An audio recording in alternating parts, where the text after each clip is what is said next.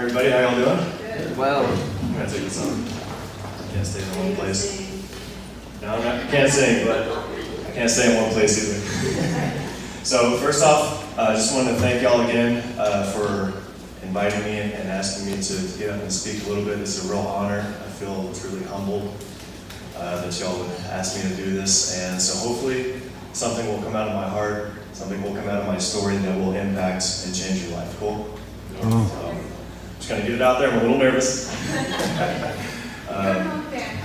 We're among family, right? Just family and friends. I love that. So let me get into a little bit about my story. I was born and raised up in Texas, in the Fort Worth, the Dallas-Fort Worth area, and I've been there for all my life. I'm the kind of person, I didn't know exactly what I wanted to do as a career. So I didn't go off to university college to try and get that university experience, to try and figure out what I was going to do, because I knew that would get me into hundreds of thousands of dollars of debt. I didn't want to do that. Why is my best friend calling me right now? I should answer and just be like, hey, no. So I stayed home. I stayed home with my parents, and I went to a community college, and after high school, I wanted to pursue one of my passions of martial arts.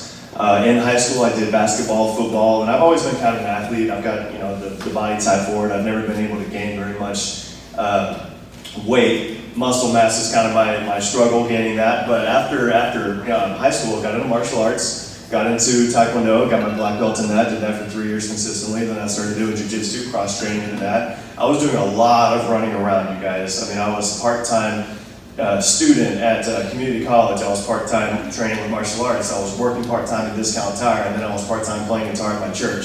So I was bouncing around all over the place. I figured I wanted to just try and build up my resume as much as I could, basically, just so I could make myself more attractive to anybody in the future, job or girlfriend or wife-wise, whatever. So that's what I did. I was first exposed to network marketing back in 2010, and that was a life insurance company, and I just fell in love with the business model. I'll be honest, I fell in love with the idea of residual income, and I went to work. I was with that company for about 6 months. I made a decent amount of money, but it was all about the money, and I've been going through all these different Joe jobs.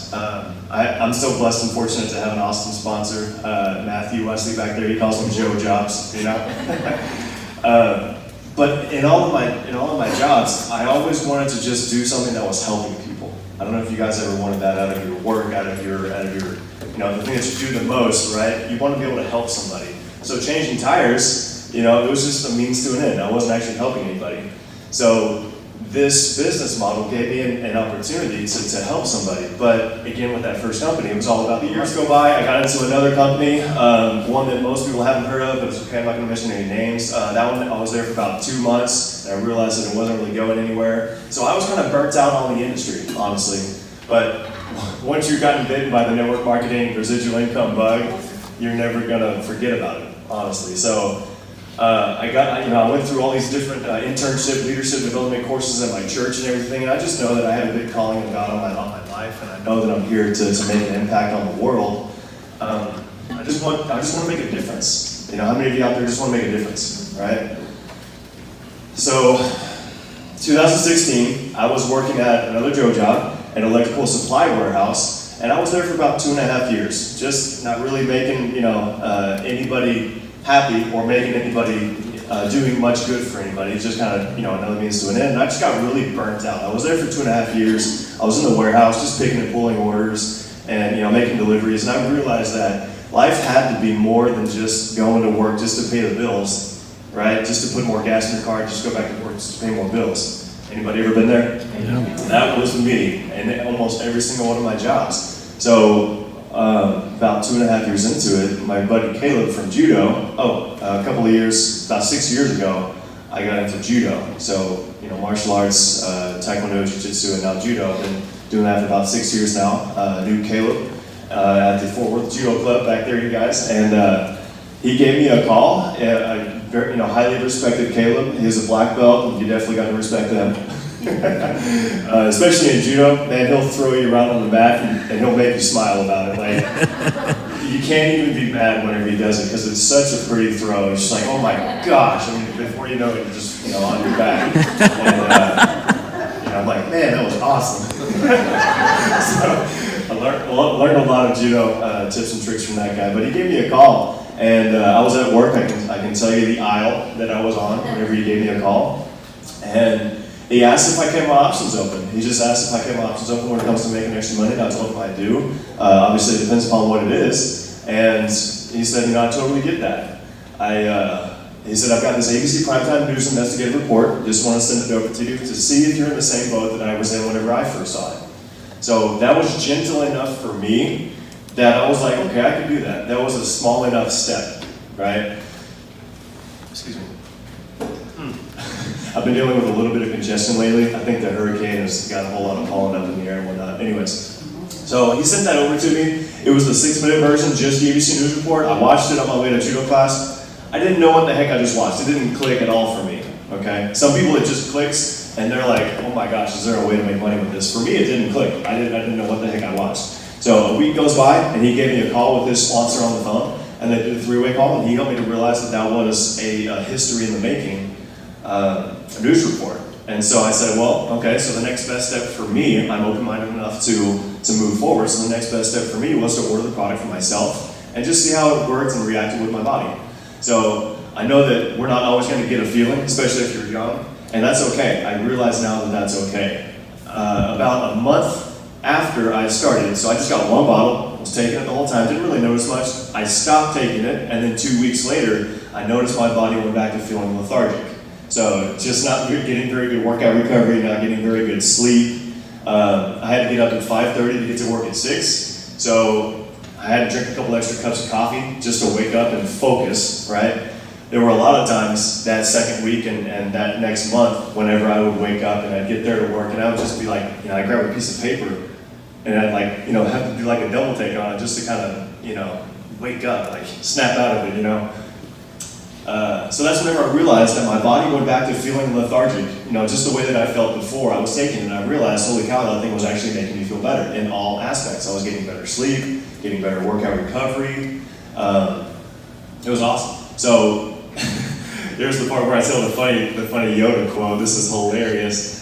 How I got to start my business about a month. So I'm in the second month of my exposure process. And how many of you guys know it's a process, right? It's a process. It's a process. Give people some time. It's okay.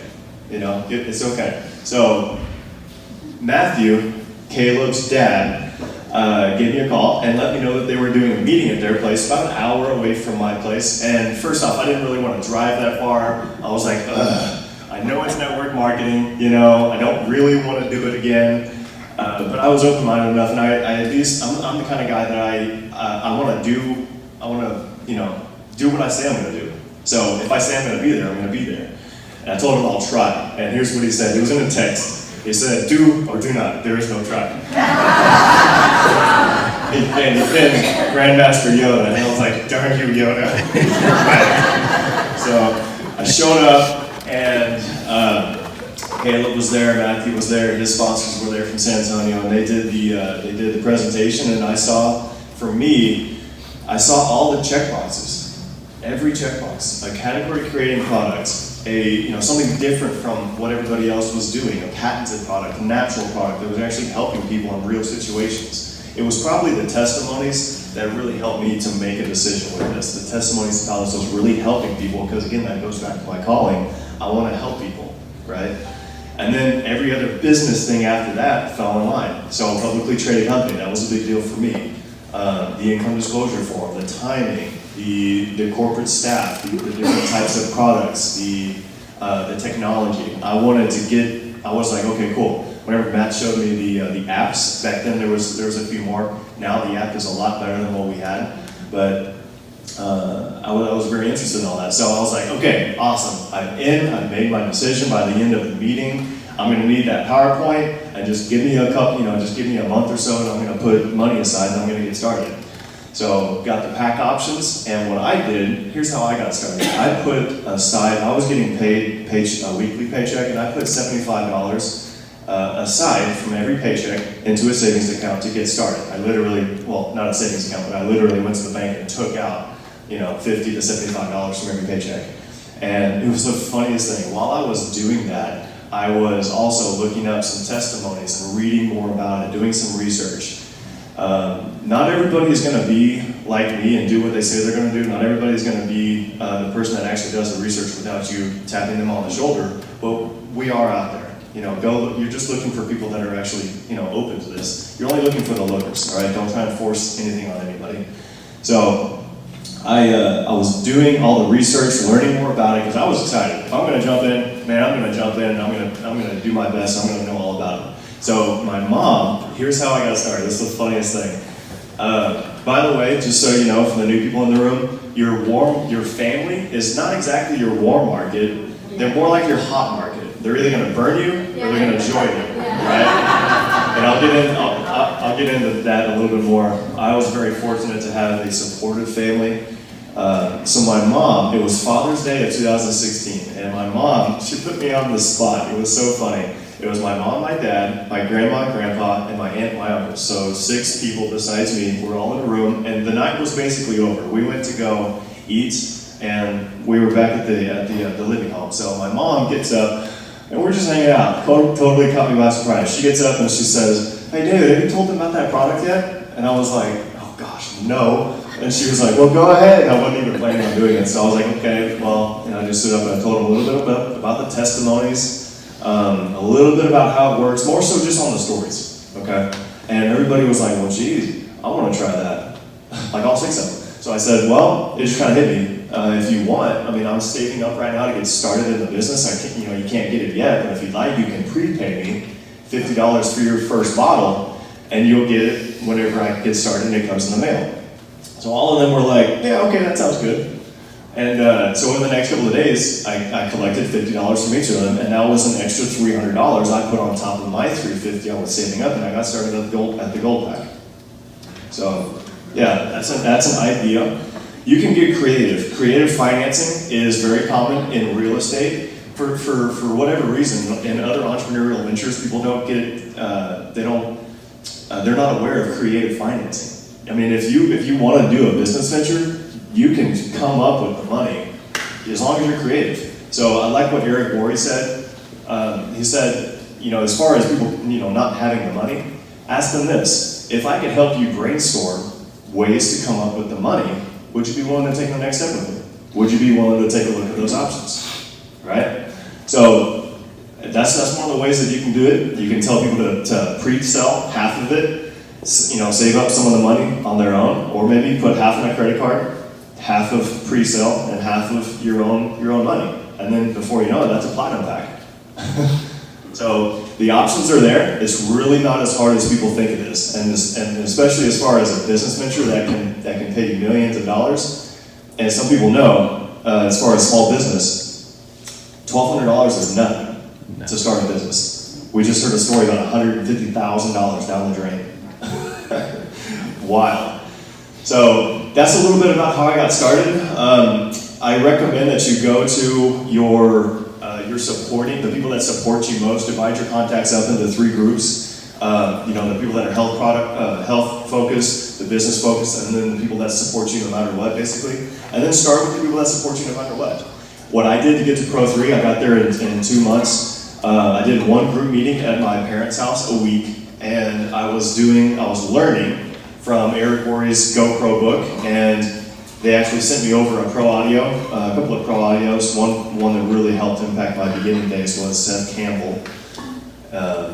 Look that guy up if you haven't already. You can find him in the app, by the way, over in the media section. The master tracks, there's a little search button. You can search for anybody you want, and it'll pull up some master tracks. So search for Seth Campbell. Great speaker, love that guy. And I was learning how to do the invite. So in the beginning, I had that meeting scheduled. And I call scheduling the group meeting showing up to play the game. If you don't show up to play the game in sports, you lose by default, right? But at least if you show up and you play your hardest, then that's all that matters. So just schedule a meeting. It's showing up to play the game, okay? Then in the other days, I was doing the phone calls, because I was a delivery driver. I was doing the phone calls, just letting people know that I got started in a business. I was really excited about it. If I sent you over a video about it, would you watch it? And I just did the Airbnb invite. They said yes. When would you have it watched by? Awesome. I sent it over to them, and we followed up. And on my follow-up process, I was doing the three-way calls with Matthew and a few other sponsors, a few other support team members.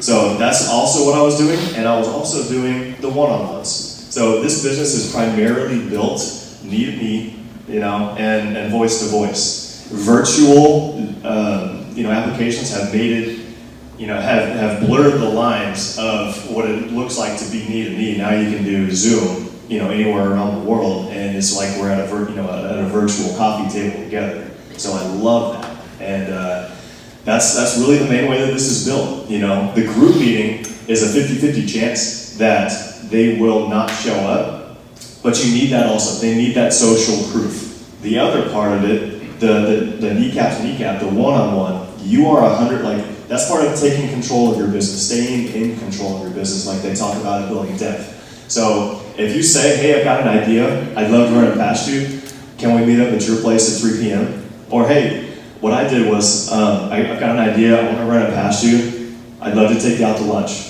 I did that with my coworkers, with my friends from church, and they were like, yeah, sure. And I said, great. Well, what's the best, do you have a favorite place to eat? And I got them thinking about that.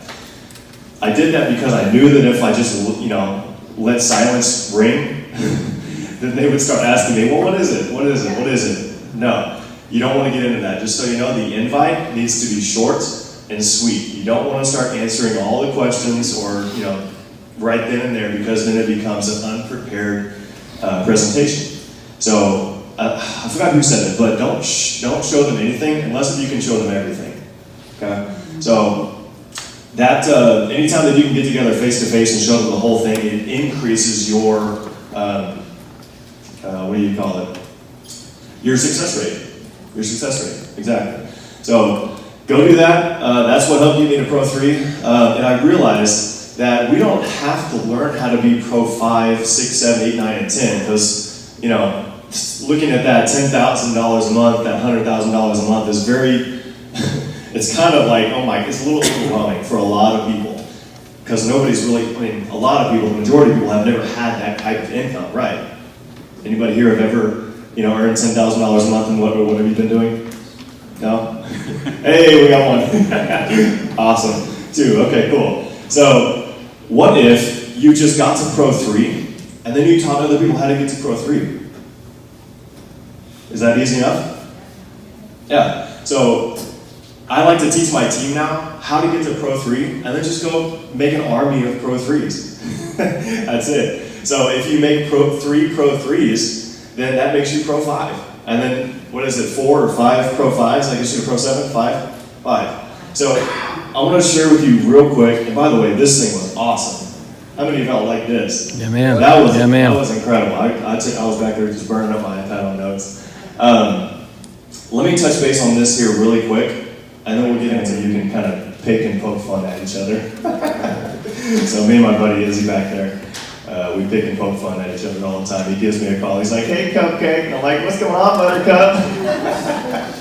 Sorry, I had to tell him. All right, so I like to teach people, teach my team, the income-producing activities. All right, and there's 3 main income-producing activities. There are a lot of people in this industry, they almost avoid the income-producing activities for whatever reason.